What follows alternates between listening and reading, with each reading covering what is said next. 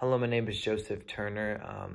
My initial technology project was over Andrew Jackson. So today I'll be simulating a presidential debate with Andrew Jackson.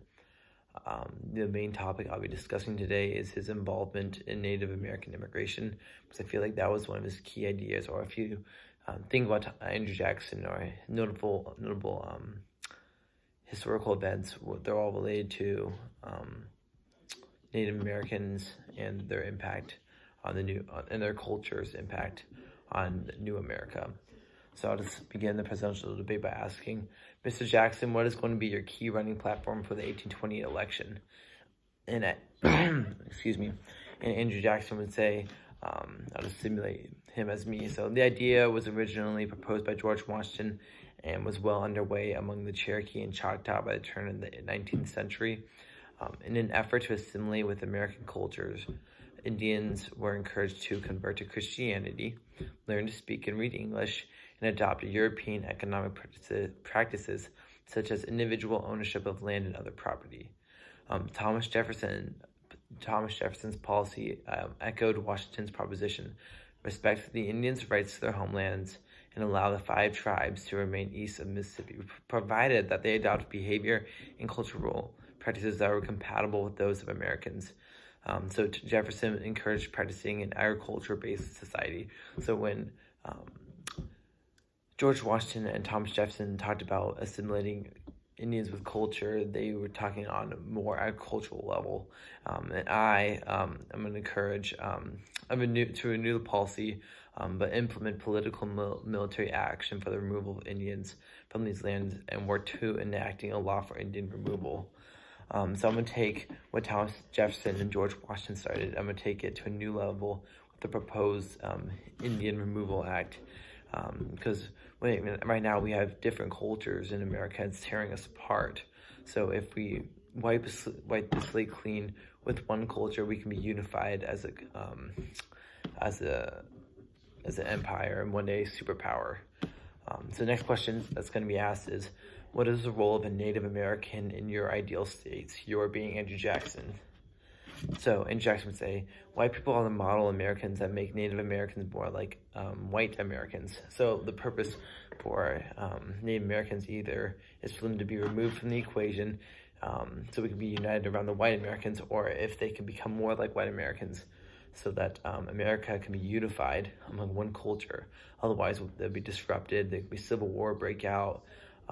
White Americans and Native Americans will always live in fear of each other, and there's no way a powerful nation can emerge when the ideology is all disfigured across entire America, from Maine to Florida to Mississippi. So next question that's going to be asked is, what happens when Native Americans do not choose to become model Americans?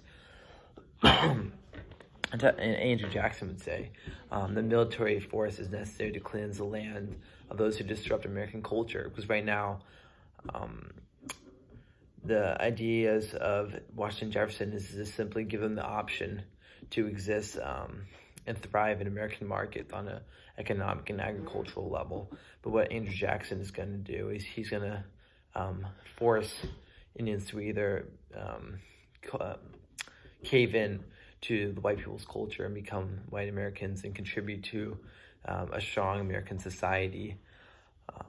And Andrew Jackson is also giving them the tools, and he's sending them to schools where Native Americans can easily assimilate back into the culture. Or as Andrew Jackson. Otherwise, I'm going to enforce military action to remove Native Americans from American culture and send them west. Because otherwise they serve us no purpose here. They're not allowing us to unite as one country, and America needs to be strong and thrive, and that can't happen when we have culture, a misshapen culture. And we see this in cases like Rome. When Rome had its pagan culture, it thrived, and whenever Christianity was implemented into the equation, the superpower of Rome had no culture. It was completely disrupted and eventually fell down due to civil wars and just weekend empires all along. So I visualize as Andrew Jackson. I see what happened to Rome and superpowers in history, and I don't want that for America. Therefore, in order to grow and prosper, America needs to deal with the problems at home, and the problems at home are that Native Americans are causing disruption and weakening America. So they either need to become white people or leave and go out west where they're no longer a problem. So the next question that's going to be asked is, does Native American culture have any place in America?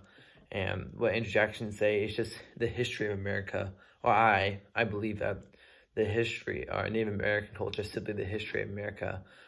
It's just simply, if it exists in any way, shape, or form, it simply will disrupt American culture.